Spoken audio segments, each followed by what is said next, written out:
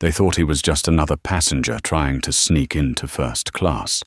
They thought his hoodie meant he was broke, and his silence meant he was weak. They were wrong. Dead wrong. When the flight attendant sneered and kicked Marcus Thorne to the back of the plane to make room for a VIP, she didn't realize she had just humiliated the man who owned the very airplane she was standing in. This isn't just a story about bad customer service. It's about a $6 billion phone call that grounded an entire global fleet in seconds. This is the story of how one act of arrogance destroyed an airline forever. The fluorescent lights of JFK International Airport hummed with a frequency that seemed designed to induce migraines. For Marcus Thorne, the sound was a drill pressing into his temples. He had been awake for 36 hours straight, negotiating a lithium acquisition deal in trembling boardrooms in Tokyo before flying back to New York, only to catch a connecting flight to London for a mandatory shareholder summit. Marcus adjusted the hood of his charcoal cashmere sweatshirt. To the untrained eye, he looked like a tired, distinct nobody, maybe a college student heading home for the holidays, or a struggling musician. The sweatshirt was threadbare at the cuffs. His jeans were worn. He hadn't shaved in 2 days, leaving a shadow of stubble across his dark jawline. There were no logos on his clothes, no flashy watch. The Patek Philippe Grandmaster chime he usually wore was tucked deep inside his carry-on bag, wrapped in a sock. Marcus didn't believe in flashing wealth in transit. He believed in comfort. He walked toward gate B14, clutching a boarding pass that read 1A. "Zone 1 boarding only, sir," the gate agent said, without looking up from her computer screen. She was a young woman, clearly overworked, snapping her gum. "Zone 4 and 5 wait until called." Marcus didn't stop walking. "I'm in Zone 1. The agent finally looked up. Her eyes raked over his sneakers, expensive, limited edition Italian leather, but scuffed, and his slump. She let out a sharp, incredulous breath. "Can I see your ticket?" Marcus handed it over. She scanned it, waiting for the angry beep that would reject him. Instead, the machine chirped a pleasant, green-lit confirmation. "First class, seat 1A, status, global services, owner's circle." She frowned, staring at the screen, then back at him, then back at the screen. She tapped a few keys. "System must be glitching again," she muttered, more to herself than him. She ripped the stub and handed it back with a dismissive flick of her wrist.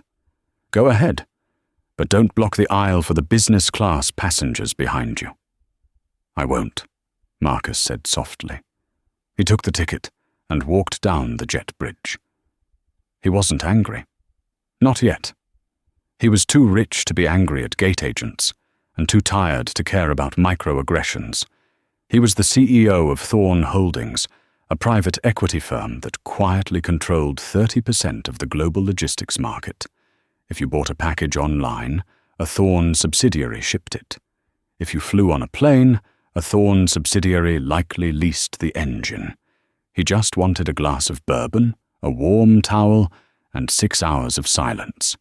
He stepped onto the aircraft, a Boeing 777 operated by Royal Horizon Airlines. It was their flagship vessel. The lighting in the first-class cabin was soft, amber and violet, designed to soothe. Standing at the entrance to the cabin was Veronica Miller. Veronica was the purser, the head flight attendant. She was a woman who wore her uniform like armor. Her blonde hair was pulled back so tight it looked painful. Her red lipstick was applied with surgical precision, and her eyes were scanning every passenger for defects. She was 55, bitter, and treated the first-class cabin like her personal living room. She saw Marcus enter. Her smile vanished instantly. "Boarding pass," she demanded, extending a hand with perfectly manicured nails. She didn't say, "Sir." She didn't say, "Welcome aboard." Marcus held it out. "Seat 1A." Veronica looked at the pass, then looked at Marcus. She didn't scan it. She didn't check her manifest. She simply shook her head. "There's been a mistake." "I don't think so," Marcus said, his voice gravelly from exhaustion. "I booked this weeks ago." "This section is full," Veronica lied smoothly, her voice dropping to a conspiratorial, condescending whisper. "The computer often upgrades economy passengers by accident when we're overbooked, but we need to keep this cabin clear for our premium clientele." Marcus blinked. "I paid full fare for this seat, $12,000. Veronica let out a short, sharp laugh. It was a cruel sound. "I'm sure you did, honey. Look, I don't have time to argue with you. The flight is full, and I have actual VIPs boarding in 30 seconds. You need to move to the back. We have a seat in 42B, middle seat, but it gets you to London." "I'm not sitting in 42B, Marcus said. He stood up straighter, his height suddenly filling the entryway. The exhaustion in his eyes was replaced by a cold, hard glimmer. "I am sitting in 1A. If you check your manifest, you will see the name Marcus Thorne." "I don't need to check anything to know you don't belong in here," Veronica snapped. She stepped closer, invading his personal space. "Now, you can walk back to economy voluntarily, or I can have air marshals drag you off for causing a disturbance. Which is it going to be?" Behind Marcus, a man cleared his throat. "Is there a problem here? I'd like to get to my seat." Marcus turned. Standing there was a man who looked exactly like what Veronica thought a first-class passenger should look like. He was wearing a bespoke navy suit, a gold Rolex that caught the light, and carried a leather briefcase that probably cost more than a Honda Civic. "Mr. Sterling!" Veronica's face transformed instantly. The scowl melted into a sycophantic beam. "So sorry for the delay. Just dealing with some refuse." She looked at Marcus with pure venom. "Move, now." Marcus looked at Mr. Sterling. He recognized him. Charles Sterling, a mid-level executive at a rival bank. A man Marcus had technically acquired 2 years ago when Thorne Holdings bought out a smaller financial firm, though Sterling wouldn't know Marcus by face. Marcus rarely did press conferences. "That's my seat," Marcus said to Sterling. Sterling laughed, looking Marcus up and down. "Buddy, look at you, and look at me. Do the math." He pushed past Marcus, his shoulder checking him hard. "Veronica, get me a scotch. Neat." "Right away, Mr. Sterling," Veronica cooed. She turned back to Marcus, her eyes cold as ice. "Last warning. Row 42. Go." Marcus took a deep breath. He reached into his pocket for his phone. "You can't use that," Veronica hissed. "We are refueling." "I'm checking my confirmation," Marcus said. "You are disobeying a crew member's instruction," Veronica shouted, loud enough for the entire cabin to hear. Heads turned. People in business class were craning their necks. "I want you off this plane!" Marcus froze. He looked at the passengers staring at him with judgment. He looked at Sterling, who was already settling into his seat, 1A, laughing at something on his phone. He looked at Veronica, who was practically vibrating with the power she thought she held. A calm settled over him. It was the terrifying calm of a man who knows he is holding a royal flush while his opponent is betting the house on a pair of twos. "Okay," Marcus said softly. "I'll take the seat in the back." Veronica smirked, triumphant. "Wise choice. Keep walking until you hit the toilets." Marcus walked. He walked past the lie-flat beds of business class. He walked past the premium economy seats with the extra legroom. He walked all the way to the rear of the plane, where the air was stale and smelled of disinfectant. He found seat 42B.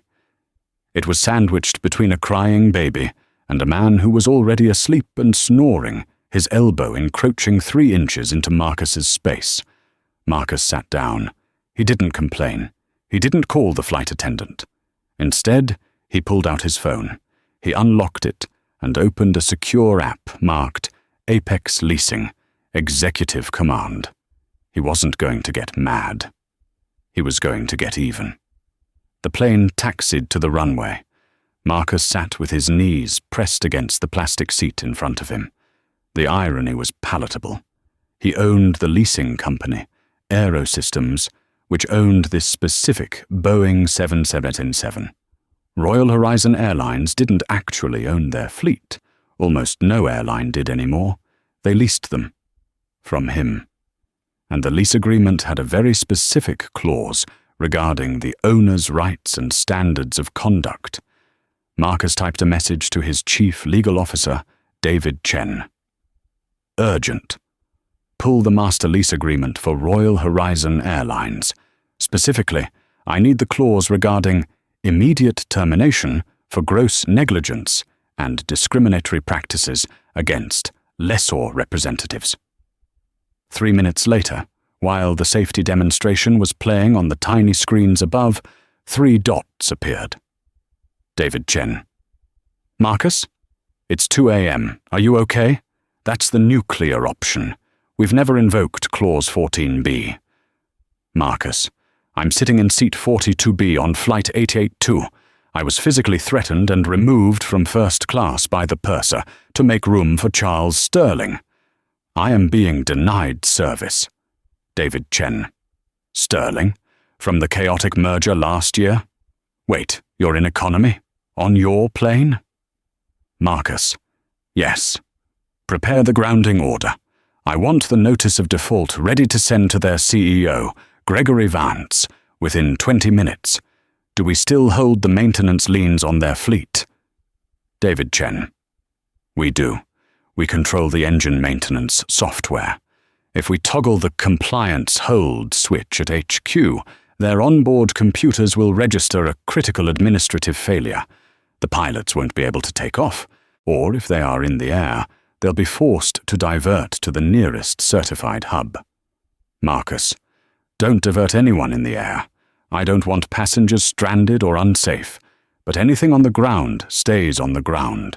Specifically, I want Flight 882 returned to the gate. David Chen. Understood. Give me 10 minutes to wake up the team. Are you sure you want to do this? This will cost them millions an hour. Marcus looked up. The flight attendant for economy, a young, nervous girl named Sarah, was pushing a cart down the aisle. She looked frazzled. Sir? She asked Marcus. Can I get you some water? You look upset. She was kind. It wasn't her fault. I'm fine, Sarah, Marcus said, reading her name tag. But you might want to strap in. We aren't going to London. What? She asked, confused. We're next in line for takeoff. Not for long, Marcus whispered. The plane lurched forward, engines roaring as the pilot prepared for the final thrust down the runway. The G-force pushed Marcus back into the cramped seat. He closed his eyes. 10 minutes, David had said. The plane lifted off. They were airborne. Marcus sighed. Too late to stop the takeoff. He would have to turn them around. 20 minutes into the flight, the seatbelt sign dinged off. In first class, Charles Sterling was sipping a 25-year-old Scotch, laughing with Veronica. You handled that ruffian well, Sterling said, swirling his glass. Airlines have gone to the dogs lately, letting just anyone up here. I have a sixth sense for trouble, Veronica preened, adjusting her scarf. I knew he was a fraud the moment I saw those shoes, probably stole the ticket or hacked the system. Cheers to you, Veronica, Sterling toasted. Back in row 42, Marcus's phone vibrated. David Chen. It's done. Notice of default sent to Royal Horizon HQ. We have officially revoked the insurance certificate for the aircraft due to breach of contract. By law, an uninsured aircraft cannot be in the sky. ATC has been notified. Marcus watched the screen. Send. At that exact moment, in the cockpit, the calm atmosphere was shattered by a sharp, repetitive alarm. Ping. Ping. Ping. Captain Anderson looked at his central display. A red message box had popped up over the navigation system. It wasn't a mechanical failure. It was a systems message he had never seen in his 20 years of flying. System alert. Critical administrative revocation. Lease owner. Aerosystems Global. Status. Unauthorized flight. Insurance. Void. Directive. Immediate return to origin. What the hell is this? The co-pilot asked, tapping the screen. Is it a hack? I don't know, Captain Anderson said, his heart rate spiking. He grabbed the radio. New York Center. This is Royal Horizon 882. We have a bizarre computer failure. We are getting a lease revocation warning on the dash. There was a pause on the radio. A long, heavy silence. Then, the air traffic controller's voice came back, sounding confused and serious. Royal Horizon 882, we just got a call from the FAA. They are confirming your insurance has been pulled by the lessor, effective 1 minute ago. You are flying illegally. You are ordered to dump fuel and return to JFK immediately. Dump fuel, Anderson shouted. We're heavy. That's 50,000 pounds of kerosene. Orders are coming from the top, Captain. Return to base, and be advised. It's not just you. What do you mean? Royal Horizon Flights 304, 112, and 77 are all requesting return vectors. Someone just shut down your entire airline, Captain. Anderson went pale. He keyed the intercom. Bing bong. Ladies and gentlemen, this is the captain speaking. His voice trembled slightly. I apologize, but we have a technical administrative issue that requires us to return to New York immediately. We will be turning around. A groan went up through the cabin. In first class, Charles Sterling spilled his scotch. What? I have a meeting in London. Veronica stormed toward the cockpit door, her face furious. What is going on? In row 42, Marcus Thorne reclined his seat the 2 inches it allowed. He put his headphones on. The game had just begun. The atmosphere inside a Boeing 777 changes when it turns back. Passengers, even those who don't fly often, can feel the difference between a navigational adjustment and a retreat. The engines pitch down, the nose drops slightly, and the cabin pressure fluctuates with a subtle, ear-popping thud. At 30,000 feet, Captain Anderson initiated the fuel dump procedure. To land safely, the aircraft needed to lose 40,000 pounds of weight. Nozzles on the wingtips opened, spraying a fine mist of Jet A1 fuel into the atmosphere. It looked like white smoke trailing from the wings, a ghostly ribbon writing the airline's failure across the sky. In the cabin, the smell of kerosene was faint but present, triggering a primal anxiety in the passengers. In first class, the veneer of luxury had cracked. "This is ridiculous," Charles Sterling barked, slamming his hand on the armrest of seat 1A, Marcus's seat. "I have a merger meeting in London at 9 a.m. tomorrow. If I miss it, it costs my firm millions. Who is responsible for this?" Veronica Miller was pacing the aisle, her professional mask slipping. She was sweating through her heavy makeup. "Mr. Sterling, please remain calm. The captain has informed me it is a administrative computer glitch. We will have you on another bird within the hour." "A computer glitch?" Sterling sneered. "It feels like the plane is falling apart. Look at that." He pointed out the window at the fuel mist. "We're leaking." "That is standard procedure," Veronica said, her voice tight. She grabbed the interphone to call the cockpit. "Captain, the first-class cabin is verging on panic," she hissed into the receiver. "What is the ETA? And what exactly does lease revocation mean? I have platinum members threatening lawsuits." Captain Anderson's voice came back, stripped of all patience. "Veronica, sit down and strap in. We are in a holding pattern while JFK clears a runway for us, and lease revocation means the owner of this airplane just repossessed it while we were in the sky. Someone at corporate messed up big time. We are essentially flying a stolen car right now." Veronica hung up, bewildered. Repossessed? Royal Horizon was a billion-dollar airline. They didn't get repossessed. She looked down the aisle. Her eyes landed on the curtain separating business from economy. A thought, dark and irrational, crossed her mind. That man.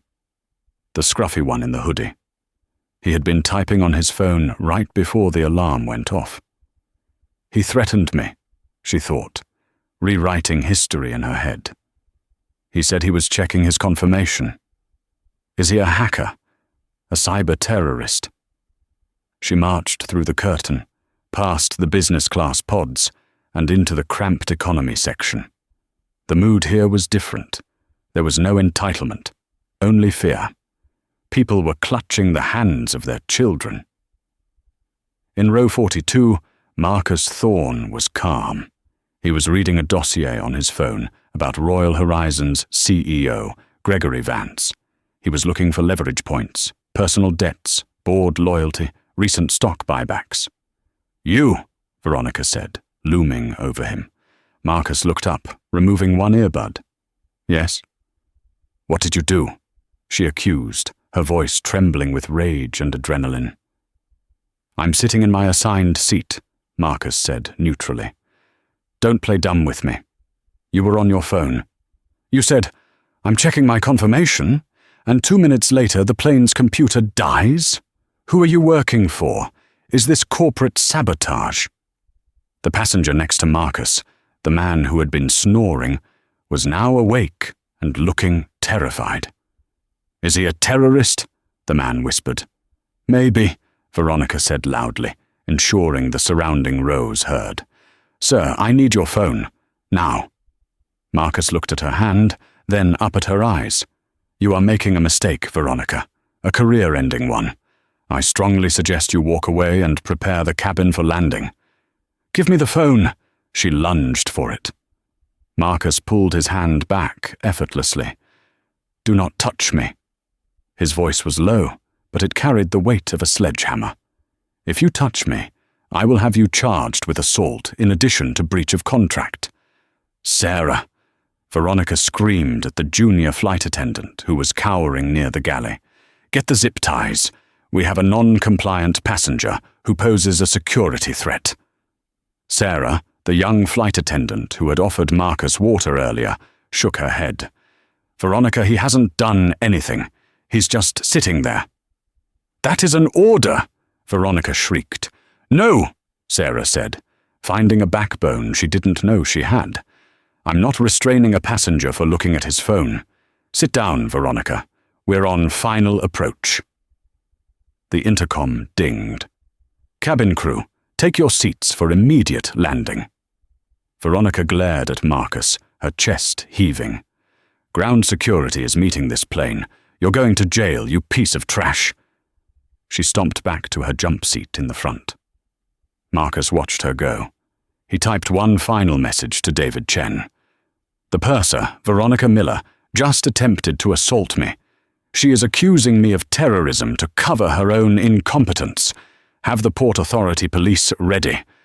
But tell them to wait for my signal. David Chen." "Copy that. Also, Marcus, you broke the news. CNN is running it. Mystery glitch grounds Royal Horizon fleet. Stock is down 12% in the last 20 minutes. Marcus locked his phone. The plane banked hard, lining up with the Hudson River. The landing gear deployed with a heavy clunk. The ground was rushing up to meet them. And so was the reckoning. 5 miles away, in the glass and steel headquarters of Royal Horizon Airlines, chaos reigned. The Operations Control Center, OCC, usually looked like a well-oiled stock exchange. Today, it looked like a scene from the Titanic. Huge screens that usually showed green flight paths covering the globe were flashing red. Ground stop. Global. Lease invalidated. System lockout. Gregory Vance, the CEO of Royal Horizon, burst through the double doors. He was a tall man, with silver hair and a tan that came from too much time on his yacht and not enough time in the office. He was wearing a tuxedo. He had been pulled out of a charity gala. "Why are my planes on the ground?" Vance roared, his voice echoing off the glass walls. "I have 173 aircraft sitting on tarmacs from Dubai to Denver. I have 50,000 passengers tweeting at me. Fix it." The VP of Operations, a balding man named Stan, ran up to him, clutching a tablet. Stan looked like he was about to vomit. "We can't fix it, sir. It's not a bug. We've been locked out." "Locked out by who? The Russians? The Chinese?" "No, sir. By the lessor. Aerosystems Global." Vance stopped. He blinked. "Aerosystems? We pay them $40 million a month. Why would they lock us out?" "Legal just got a notice," Stan said, swiping on his tablet and handing it to Vance. "Clause 14B. Immediate termination for gross violation of owner dignity and discriminatory conduct." They pulled the insurance certificate. The FAA grounded us automatically. Discriminatory conduct. Vance read the legal document, his eyes narrowing. What the hell are they talking about? Did we fire someone? Did we not hire someone? "We don't know," Stan said, "but the notice references a specific flight. Flight 882, JFK to London, the flagship." "That flight is in the air," Vance said. "It just landed," Stan corrected. "It turned back. And, sir, the notice came directly from the office of Marcus Thorne." Vance froze. The blood drained from his face beneath the fake tan. Marcus Thorne. Vance had met Thorne once, at a summit in Davos. Thorne was a ghost. He didn't do interviews. He didn't do parties. He was a ruthless operator who acquired companies, stripped them of their inefficiencies, and rebuilt them or sold them for parts. He was known in the industry as the Silencer. "Get me Thorne on the phone," Vance shouted. "We tried," Stan said. "His secretary said he is currently unavailable because he is being detained by hostile staff on one of our aircraft." Vance felt his knees go weak. "What?" "The GPS tracker on Thorne's private device. Well, his legal team shared it with us. Sir, Marcus Thorne isn't in his office. He's on Flight 882. Vance stared at the screen showing Flight 882 taxiing to Gate B14. "Thorne is on the plane?" Vance whispered. "Yes. And according to the manifest, he's in seat 42B. Vance closed his eyes. "The owner of the plane, the man who holds our debt, is in economy?" "Yes, sir. And the purser on that flight is Veronica Miller." Vance groaned. He knew Veronica. She was efficient, but she was a nightmare.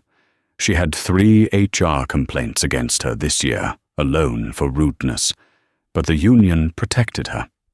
"Get my car," Vance said, ripping off his tuxedo bow tie. "And call the police commissioner. I need a police escort to the tarmac. Now." "Sir, the press is already at the gate," Stan warned. "I don't care about the press. I care about the fact that every second that plane sits there, we lose $1 million. If Thorne walks off that plane angry, this airline is bankrupt by morning." The jet bridge connected to the fuselage of Flight 882 with a mechanical groan. Inside, the fasten seatbelt sign turned off. Usually, this was the cue for the mad scramble of passengers standing up to grab bags. But today, the captain's voice stopped them. "Ladies and gentlemen, please remain seated. We have authorities boarding the aircraft to deal with a security situation." A murmur of fear rippled through the cabin. In the front galley, Veronica Miller straightened her scarf. She checked her reflection in the metal coffee pot. She looked righteous. She was about to be the hero who identified the saboteur. The cabin door opened. 2 Port Authority police officers stepped in, hands resting on their holstered weapons. Behind them was a man in a suit, the airline station manager, looking terrified. "Where is he?" one of the officers asked. Veronica stepped forward, pointing a manicured finger toward the back of the plane. "Row 42. Seat B, the man in the grey hoodie. He hacked the plane's computer and threatened the crew." The officers nodded and began to move down the aisle. "Wait," Veronica said, following them. "I want to press charges. I want him off this plane, in handcuffs." Charles Sterling stood up from seat 1A. "About time! Get that trash out of here so we can get some answers." The officers walked past the business class pods. They walked past the premium economy. They reached row 42. Marcus Thorne was sitting calmly, his hands on his knees. He didn't look like a hacker. He looked like a man waiting for a bus. "Sir," the first officer said, "we've had a complaint. Stand up slowly." Marcus stood up. He was tall, taller than the officer. He pulled his hood down. "Officer," Marcus said calmly, "my name is Marcus Thorne. I am the owner of this aircraft." The officer paused. "ID?" Marcus reached into his back pocket slowly and produced a black titanium card. It wasn't a driver's license. It was a Department of Defense clearance card, Level 5, issued to major defense contractors. The officer looked at it, then looked at Marcus. He recognized the name. Everyone in New York finance knew the name Thorne, even if they didn't know the face. "Mr. Thorne?" The officer lowered his hand from his weapon. "The billionaire?" "He's a liar!" Veronica shrieked from behind the officers. "He's a nobody. Look at his clothes. He was trying to sneak into first class." "Officer," Marcus said, ignoring her, "I have not hacked anything. I simply exercised a clause in my lease agreement to ground this plane due to unsafe and discriminatory operating conditions. If you check with your dispatcher, you will see that the CEO of this airline, Gregory Vance, is currently speeding toward this gate to speak with me." The officer touched his earpiece. "Dispatch, this is Unit 4. We have a situation. Can you confirm the status of a Marcus Thorne?" There was a crackle of static, and then the dispatcher's voice came through, urgent and loud enough for the surrounding passengers to hear. "Unit 4, stand down. Repeat, stand down. We have Gregory Vance and the airport director on scene. They are requesting you establish a perimeter around Mr. Thorne for his protection. Do not, I repeat, do not arrest him." Veronica's face went slack. Her mouth opened, but no sound came out. "Protection?" Veronica whispered. "But he's in 42B. Marcus stepped into the aisle. He smoothed the front of his hoodie. He looked at Veronica. "I'm in 42B because you put me there, Veronica." Suddenly there was a commotion at the front of the plane. "Out of my way! Move!" Gregory Vance, still in his tuxedo shirt and unbuttoned collar, came sprinting down the aisle, sweating profusely. He shoved past Charles Sterling, who was trying to complain about his drink. "Mr. Vance!" Veronica gasped, suddenly seeing a lifeline. "Thank God you're here. This man has grounded the flight. He claims he owns the—" "Shut up!" Vance screamed at her. The sheer volume of his voice silenced the entire plane. Veins were bulging in his neck. "One more word out of you, and I will ensure you never work in this industry again." Veronica recoiled as if slapped. Vance stopped in front of Marcus. He took a breath, trying to compose himself. He looked at the scuffed sneakers, the hoodie, the stubble. Then he looked at the eyes, the cold, calculating eyes of the man who held the kill switch for his entire company. Vance bowed his head. It was a submissive gesture, rare for a CEO. "Mr. Thorne," Vance breathed, I am incredibly sorry. There has been a terrible misunderstanding." "No misunderstanding, Gregory," Marcus said, his voice calm and carrying through the silent cabin. "Your staff was quite clear.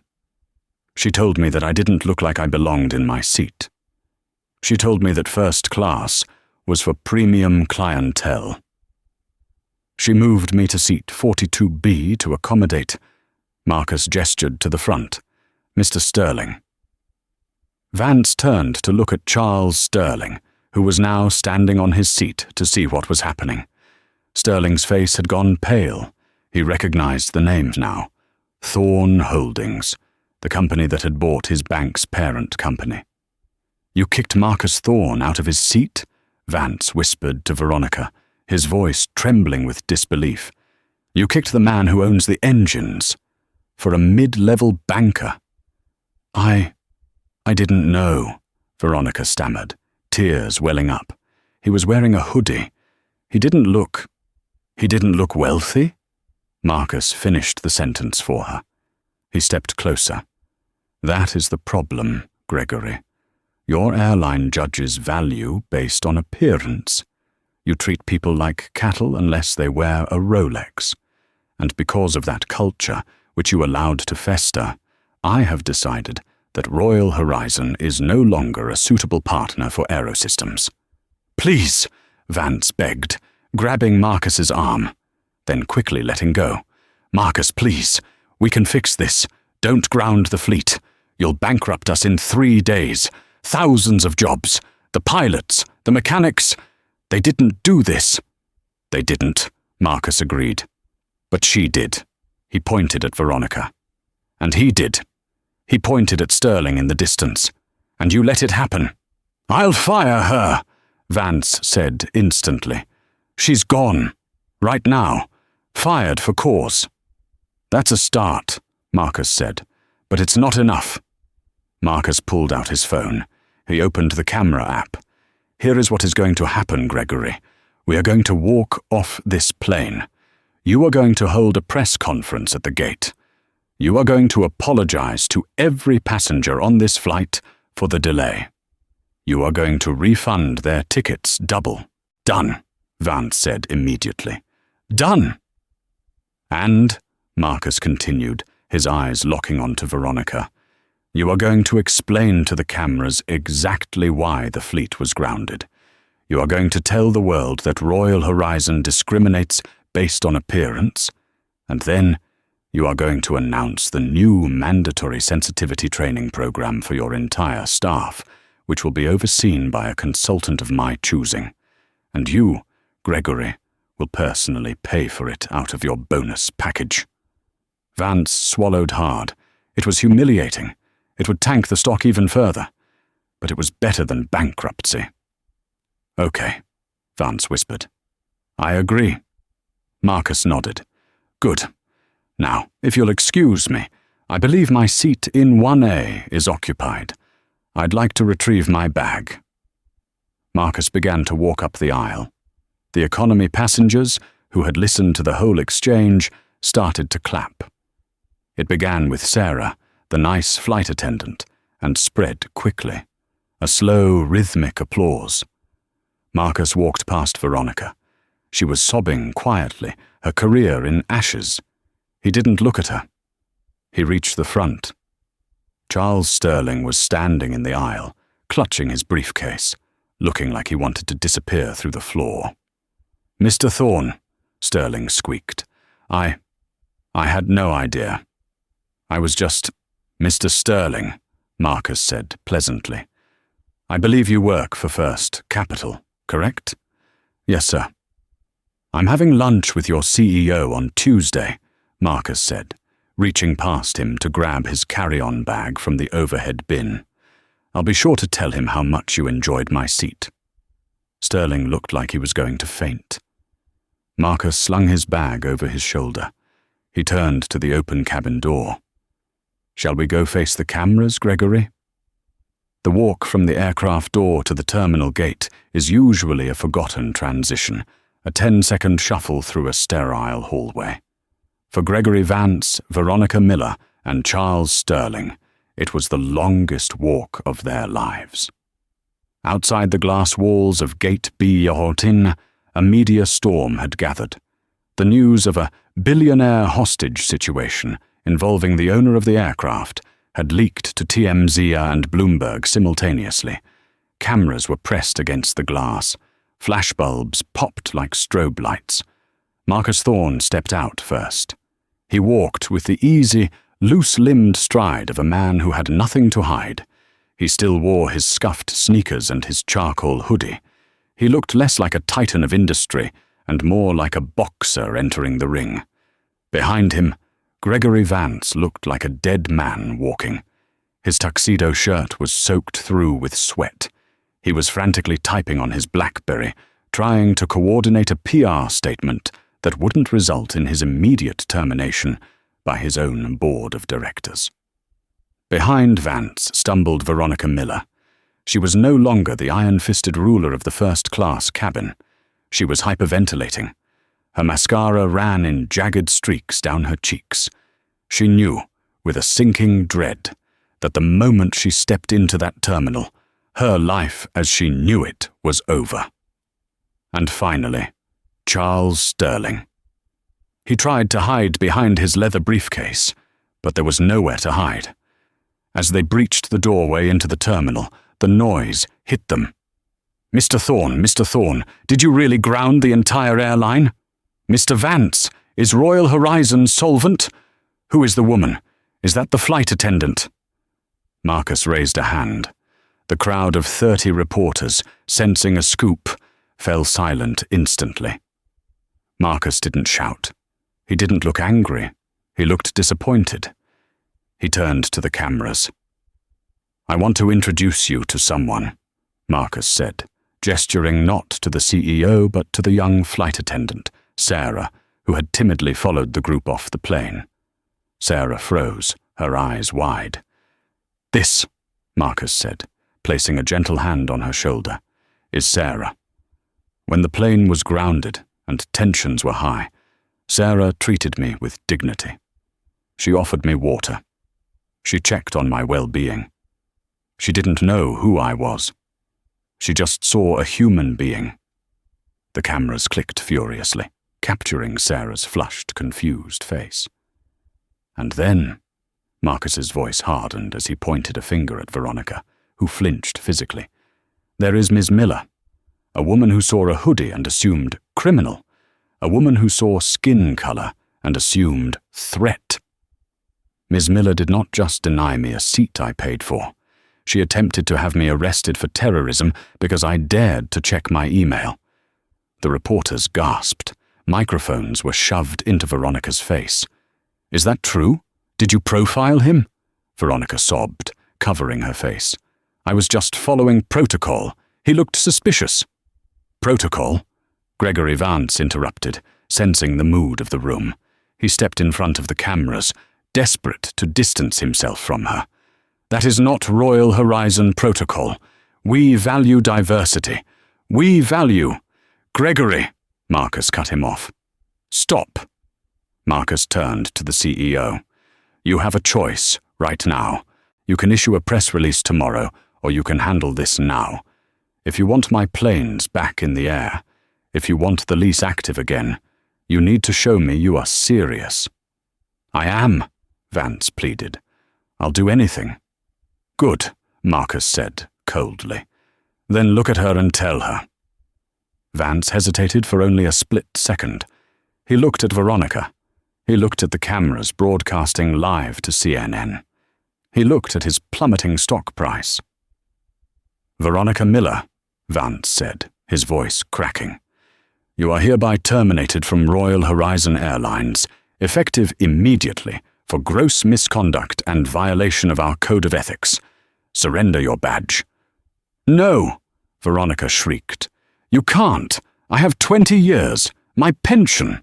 You lost your pension when you breached the morality clause of your contract, Vance said, finding his cruelty again, but directing it at a new target. Give me the badge. With trembling hands, Veronica unpinned her silver wings, the wings she had worn like a sheriff's star for 2 decades. She dropped them into Vance's hand.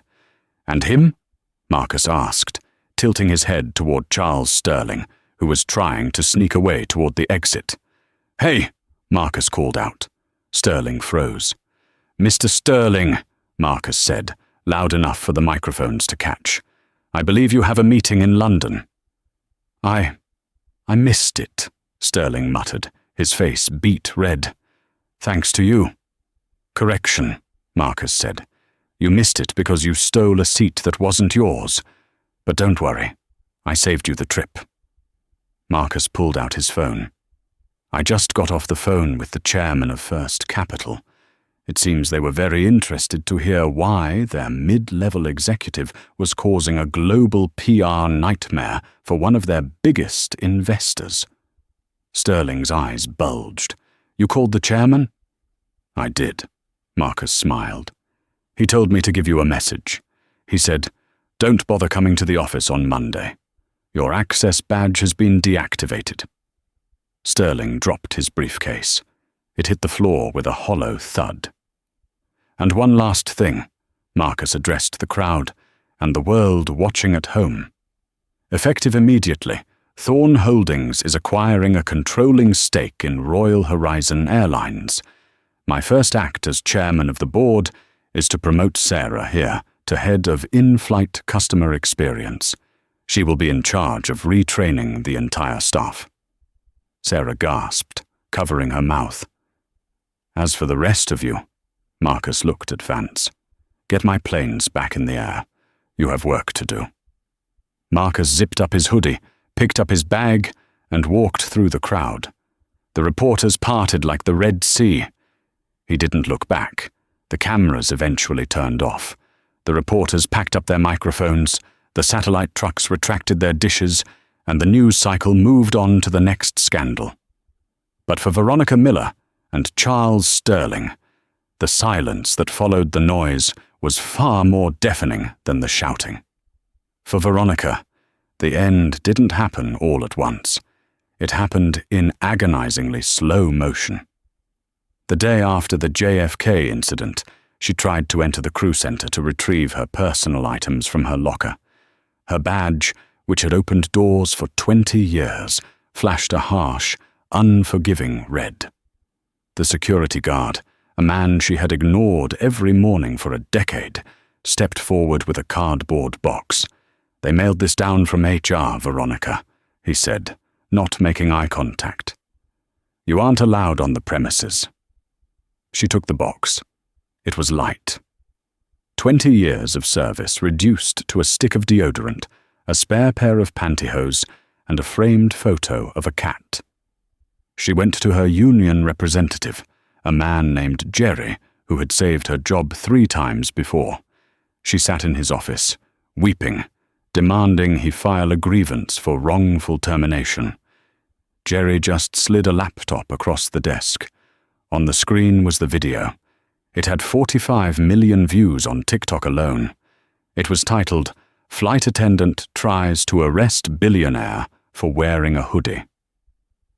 "There is no grievance, Veronica," Jerry said softly. "You violated federal aviation regulations by fabricating a security threat. You profiled a passenger, and you did it on 4K video. The union won't touch this. We can't defend the indefensible." Then came the internet. Veronica became a meme. Her face, twisted in a snarl as she yelled at Marcus, was plastered everywhere. She couldn't go to the grocery store without teenagers pointing and whispering. She was doxxed. People sent glitter bombs and hate mail to her condo. 3 months later, the foreclosure notice arrived. Without her senior purser salary, and with no other airline willing to hire the face of discrimination, she couldn't make the payments on her upscale apartment. She sold her furniture. She sold her designer bags. She sold the jewelry she had bought to convince herself she was better than the economy passengers she served. She moved into a basement studio in Queens. The heating was loud, the windows were barred, and for the first time in her life, she understood what it felt like to be invisible. Charles Sterling fared no better. He didn't even get to pack a box. When he landed back in New York, having never made it to London, his company phone was already dead. He took a taxi to the First Capital skyscraper, but the turnstile wouldn't spin for him. 2 junior analysts, kids he had screamed at just the week before, came down to the lobby with a security escort. They handed him an envelope. "Severance," Sterling asked, his voice trembling. Termination for cause, one of the analysts said, barely hiding a smirk. Gross reputational damage to the firm. You're lucky they aren't suing you for the client accounts we lost this morning. Sterling laughed nervously. I'll go to competitors. I have a Rolodex. I have connections. He didn't. Wall Street is a small town. Marcus Thorne was a titan, and no firm wanted to hire the man who had insulted him. Sterling's calls went to voicemail. His emails bounced. The exclusive club he thought he belonged to had locked the doors and changed the codes. The Audi A8 was repossessed from his driveway at 3 a.m. on a Tuesday. His fiancée, a model who liked him for his black card, left him on a Friday. By Sunday, Charles Sterling was sitting in his empty penthouse, drinking cheap vodka, staring at the skyline he used to think he owned. 6 months later, winter had buried Chicago in a layer of grey slush. The Rusty Spoon was a diner near the freight yards. It smelled of old onions and pine cleaner. It was the kind of place where people went when they had nowhere else to go. Veronica Miller tied her apron tight. Her feet were swollen. The orthopedic shoes she wore were ugly, functional, and necessary. She had developed a permanent stoop from scrubbing tables. "Order up on table 4, the cook yelled, ringing a bell that pierced Veronica's migraine. I got it, she muttered. Her voice, once used to command a cabin of 300 people, was now raspy and defeated. She picked up the plate of greasy eggs and walked to table 4. A man was sitting there, staring into a cup of black coffee, as if it held the secrets of the universe. He wore a suit, but it was shiny at the elbows and frayed at the cuffs. He looked thin, his face gaunt and grey. Veronica set the plate down. Eggs, over easy. Rye toast. The man looked up. For a moment, the noise of the diner faded, the clatter of silverware, the hiss of the grill, the low hum of conversation. It all dropped away. Veronica stared at the man. The man stared at Veronica. It was Charles Sterling. He wasn't selling $1 million bonds anymore. His briefcase sat open on the booth seat. It was filled with pamphlets for term life insurance, door-to-door sales, the bottom rung of the ladder. You, Sterling whispered. You, Veronica replied. There was no anger. They didn't have the energy for anger. There was only a heavy, suffocating shame. They were two ghosts haunting a graveyard of their own making. You working here? Sterling asked, gesturing to a stained apron. No one else would take me, Veronica said flatly. I applied at the bus station. Even they said I was a liability. Sterling nodded slowly. He picked up a piece of dry toast. I know the feeling. I have an MBA from Wharton, and I'm trying to convince truckers to buy dental insurance. I've made $40 this week. We messed up, Veronica said. It was the first time she had said it out loud. We messed up bad. We didn't just mess up, Veronica, Sterling said, a bitter smile touching his lips. We flew too close to the sun, and it turns out the sun wears a hoodie and flies coach. Veronica didn't laugh. She just poured him a refill of coffee. It's on the house, she whispered. My manager isn't looking. It was the first act of genuine kindness she had performed in 20 years. It didn't save her soul, but it was a start. While Veronica and Sterling were sharing their misery in the slush of Chicago, Royal Horizon Airlines was soaring. At the corporate headquarters in Dallas, the boardroom doors opened. Sarah, the young flight attendant who had once been too terrified to speak, walked in. She wasn't wearing a uniform. She was wearing a tailored blazer, holding a tablet. She was the new vice president of customer experience. Good morning, everyone, Sarah said, her voice steady and clear. She looked at the table of executives, older men who used to intimidate her. Now, they listened. Today we are reviewing the new Dignity First training module. The data shows that since we implemented Mr. Thorne's changes, customer satisfaction is up 40%. Complaints are down, and profits are higher than they've been in a decade. At the head of the table, Gregory Vance nodded. He had kept his job, but he was a changed man. He was humbler, quieter. He deferred to Sarah because he knew she understood something he didn't. Empathy is a business asset.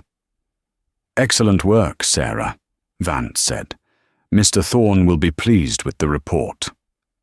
And where was Marcus Thorne? He wasn't in the boardroom. He wasn't on his private island. He was on Flight 882, cruising at 35,000 feet over the Atlantic Ocean. He sat in seat 42B, economy class. The seat next to him was occupied by a grandmother holding a crying infant. The baby was screaming, red-faced and inconsolable. The other passengers were sighing, shooting angry looks, putting on noise-cancelling headphones. Marcus didn't get angry. He didn't call the flight attendant. He turned to the woman. "May I?" he asked gently, holding out his arms. The woman looked exhausted. She saw the kindness in Marcus's eyes, the same eyes that had grounded a fleet, the same eyes that had destroyed the arrogant and lifted the humble. She handed him the baby. Marcus rocked the child. He hummed a low, steady tune. Within minutes, the baby's eyes fluttered closed. The screaming stopped. Peace returned to the cabin. "You have the magic touch," the grandmother whispered, grateful tears in her eyes. "Are you a doctor or a father?" Marcus smiled. He looked out the window at the endless horizon, the clouds painted gold by the setting sun. He thought about Veronica pouring coffee in a diner. He thought about Sterling knocking on doors in the snow. And he thought about Sarah leading a boardroom. The scales had balanced. The universe had corrected its course. "No, ma'am," Marcus whispered back, adjusting the hood of his charcoal sweatshirt. "I'm just a passenger, just like you." He closed his eyes and let the hum of the engines, his engines, lull him to sleep. The story of Marcus Thorne serves as a brutal, beautiful reminder that the world is watching how we treat the powerless. Veronica Miller and Charles Sterling built their lives on a foundation of artificial superiority, believing that a first-class ticket gave them the right to trample on human dignity. They learned, too late, that true status isn't printed on a boarding pass. It's written in your character. Marcus didn't just use his money to exact revenge. He used it to teach a lesson that rippled through an entire industry. He stripped away the titles and the uniforms to reveal the truth. Underneath it all, we are all just passengers trying to get to our destination. In the end, the karma they faced wasn't just about losing their jobs. It was about being forced to live the very lives they had mocked. It was a justice not of fire and brimstone, but of cold, hard irony. What a ride. I honestly got chills when Veronica and Sterling met in that diner. It really shows that you should never look down on anyone unless you're helping them up. If this story satisfied your craving for justice, please smash that like button. It helps the algorithm share this lesson with more people. Do you think Marcus should have forgiven them eventually, or was their punishment exactly what they deserved? I want to hear your debates in the comments section below. And if you haven't already, hit subscribe and turn on the bell. I have an even crazier story coming next week about a landlord who evicts a tenant, only to realize she's the judge presiding over his lawsuit. You don't want to miss it. Thanks for watching. Stay humble, and I'll see you in the next video.